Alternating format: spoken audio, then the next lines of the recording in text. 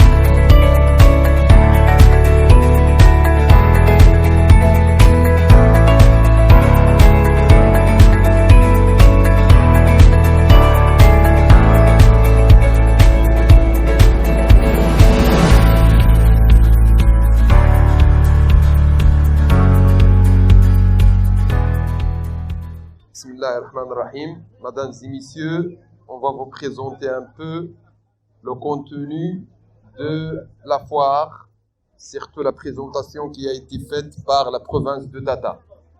Comme vous le savez, la province de Tata, c'est une province qui fait partie des provinces de la région Souss-Massa. Sa superficie est environ 48% de la région Souss-Massa. Il est composé de 20 communes territoriales et cette province elle est très riche en patrimoine.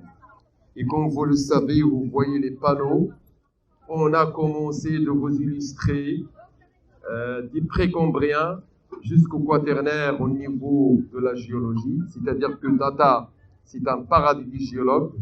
En même temps, Tata, c'est une province qui est nommée capitale des météorites parce que c'est elle où on a trouvé beaucoup de météorites. En plus de ça, Tata, il est très connu dès l'Antiquité, dès la préhistoire.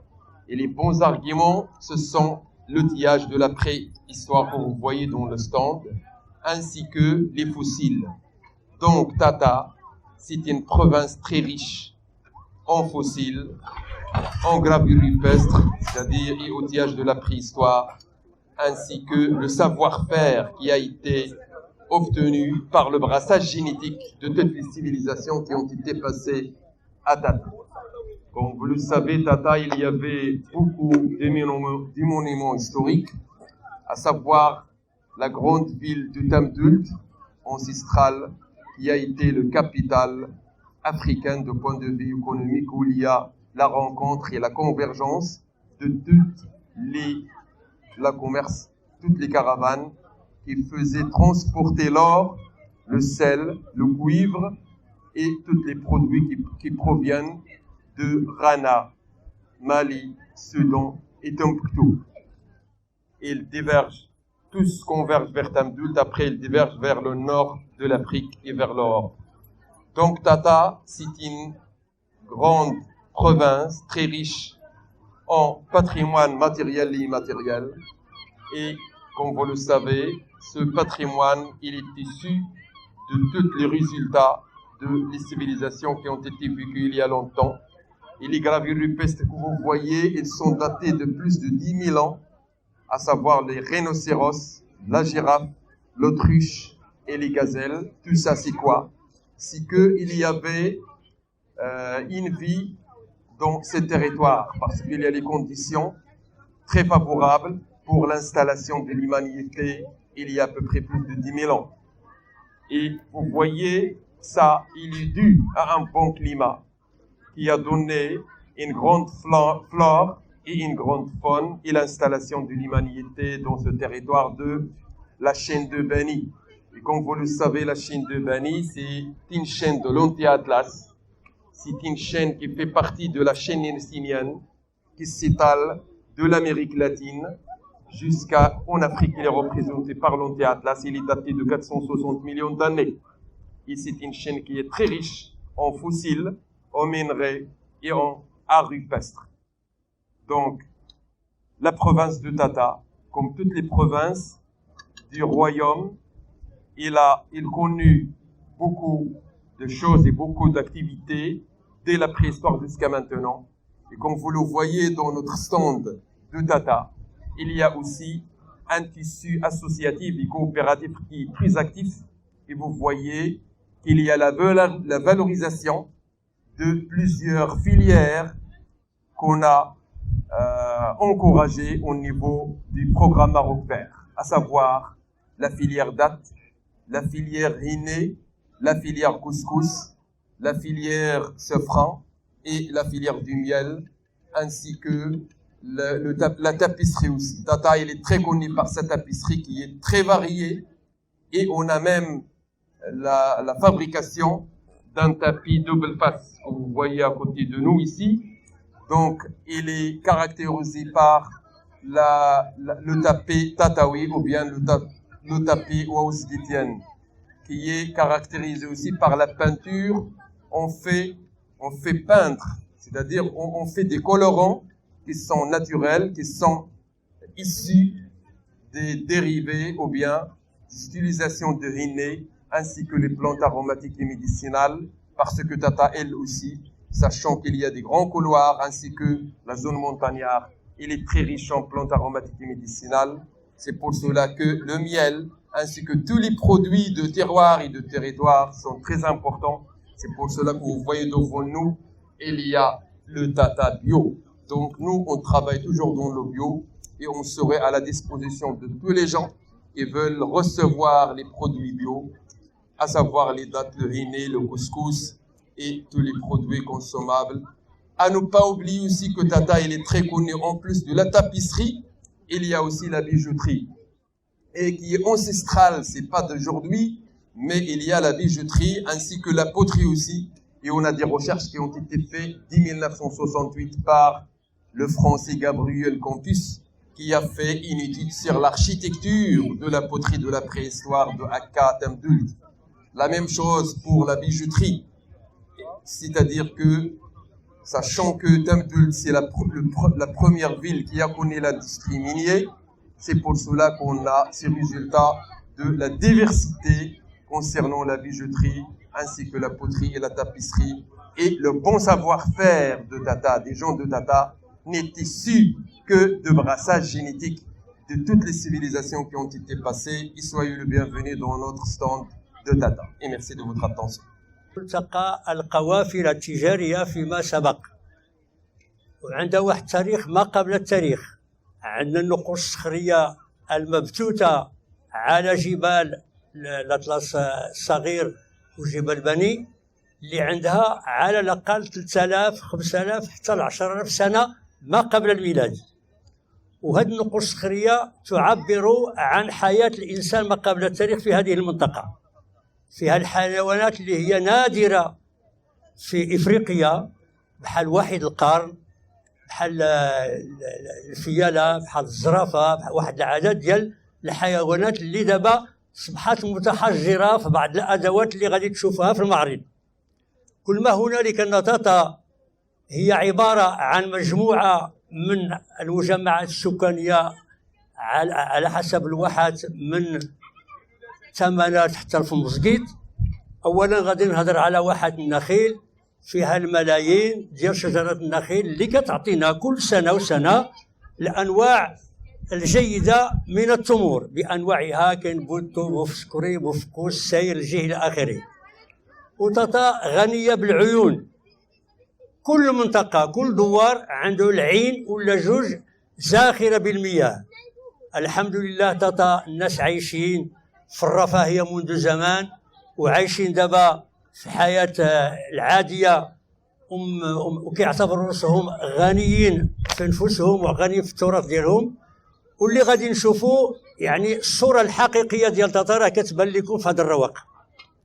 هذه عبارة عن خيمة صغيرة ولكن كتجمع كل شيء. فيها الأدوات ما قبل التاريخ على اليمين، وفيها النسيج والإنتاجات ديال المهارات الأدوية ديال المنطقة ديال فمزقيد وديال أكادير لهنا وديال أقا وديال تيسين وفم الحيص إلى غير ذلك. كل ما هنالك اللي هو الزائر اللي هو طبيعي وعنده الفضول باش يشوف، غادي يحل عينيه مزيان وغادي يشوف. عندنا النقرة وعندنا الزربية وعندنا المهارات الأدوية ديال النساء بحال العسل وبحال الكساكيس وبحال واحد العدد ديال المنتوجات. واللي غادي يستافد ان شاء الله اكثر، كنوصيكم بان تاتا كتنظم مهرجانات موسميه وبالخصوص السنويه، وعما قريب العاجل غادي يكون واحد المهرجان اللي كبير على تاتا، اللي غادي يمكن لاي زائر يشوف فيه كل شيء، لوحات فنيه، شعراء، قصائد، الازياء، واحد العدد ديال المسائل كتوفر عليها تاتا ونادره في بعض المناطق، وكنفتخروا بها حنا ولاد تاتا، وكنبغي نسوقوها باش يعرفوها الناس. واللي بغى يجي عندنا مرحبا به، غادي ياكل ويشرب وياكل شربتاي، ونفرشوا ليه الزربيه ونغطيو بالحنه والزعفران، وكنتمنوا لكم التوفيق ان شاء الله، ومرحبا بالجميع. تبارك الله عليكم. شكرا استاذي السي الحمدي محمد. وما نسوش بان كذلك كنا هناك عده قبائل التي تعايشت في اقليم تاتا وتركت لنا فولكلورا متميزا ومتنوعا. فعلا هذا الشيء اللي شرني استاذ تضمنت ما تخلقش الصدفه فقط، لانه تاتا كتجمع واحد النسيج اجتماعي ديال واحد العدد ديال الشرائح الاجتماعيه، فيها العنصر الامازيغي، العنصر الافريقي، والعنصر العربي. وهذا الشيء في الحقيقه خلى واحد التراكم ديال الانتاج والتراكم ديال الفعاليات الفكريه اللي كتجسد في الصناعه التقليديه. بالخصوص اذا كنهضروا على الزربيه، سابقا الزربيه الزقيتيه ديال تاتا او الزربيه ديال فم زقيت كانت معروفه، ولكن تاتا هي دابا تمركزات في الصناعه ديال الزربيه اللي خلقتها او صنعتها الانامل ديال النساء والفتيات ديال تاتا، اللي كنفتخروا بها وكتسوق على مستوى المحلي والاقليمي والجهوي وحتى على الصعيد الوطني. وكنتمنى ان شاء الله التوفيق لهاد الناس اللي شاركوا في هذا المعرض والناس الاخرين اللي بقاو. وكنصيفطوا الرساله لابناء تاتا ذكورا واناثا رجالا ونساء ان مدينه اكادير كتحتفل بهذا اليوم السياحي في هذه الساحه اللي جمعت واحد العدد ديال الناس، فيهم الصحفيين وفيهم الاجانب وفيهم المغاربه، اللي هما اطلعوا على هذا الانتاج التطوي الماهر الظريف الزين. كنتمنوا التوفيق للجميع والسلام. اذا الاخوان كنشكروا المجلس الجهوي للسياحه اللي عطانا الفرصه باش نجيبوا تاتا ونحطوها هنا في ساحه الوحده في نهايه سنه 2019،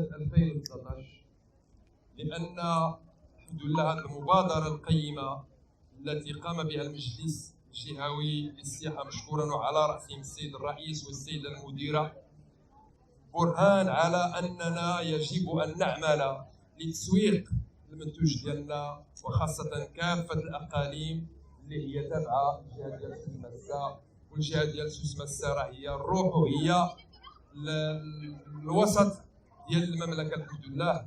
ونتمناو باش تكون الاستفاده من هذه الاروقه اللي داروها الاخوان جميع الاقاليم وبينوا لنا المنتوجات ديالهم.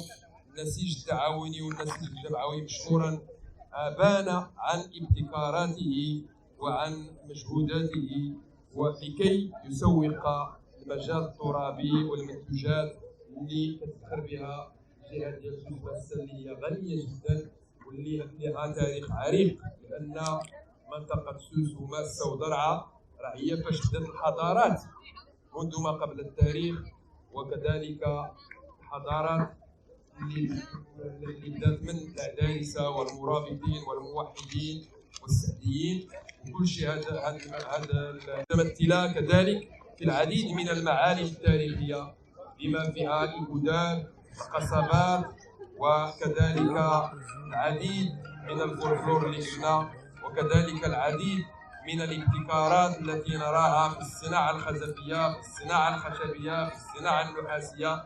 اذا الحمد لله هذا الشيء كامل هو منتوج ديال الساكنه ديال الجهه والناس اللي هما مجاهدين، وخاصه النسيج الجمعوي والتعاوني مشكورين. هما الان اللي شادين باش يعاونوا في الاقتصاد الاجتماعي ديال الجهه، ونتمنى لهم التوفيق ان شاء الله. ونتمنى كذلك للجهه ديالنا اللي الحمد لله راه كتشوفوا بان هناك تعليمات ساميه لصاحب الجلاله نصره الله باش هذه الجهه ديالنا سوس مسا تكون العاصمه كما كانت من قبل تمجد كانت عاصمه، والان الحمد لله كنشوفوا بان هناك خطوات جديده بالنسبه للدعم ديال هذه الجهه، واللي غاديه ان شاء الله في طريق النمو. وهناك استراتيجيه جهويه الحمد لله قامها المجلس الجهوي وكذلك المصالح الجهويه والسلطات الجهويه والاقاليم باش يمشيوا ان شاء الله في طريق النمو وفي طريق خلق تنميه مستدامه وخلق فرص شغل لابناء الجهه ديالنا ان شاء الله. والسلام عليكم ورحمه الله تعالى وبركاته. Alors pour le dire aisément, pour le conclure, هاد الناس اللي هما كاينين قدامكم وهاد المهارات اليدويه من الزربيه ديال تيقسلت حتى الفمزقيد وقادر لهنا وجميع المناطق ديال الاقليم تيقولوا لكم بالفرنسيه que n'importe le jour, que n'importe le monde, je dirais qu'ils sont beaux quand vos yeux l'auront dit. Ça veut dire كلشي هادشي جميل الا كاين عينكم كتشاهد وكتصرح بهاد الجماليه ديال الاقليم وتنميته.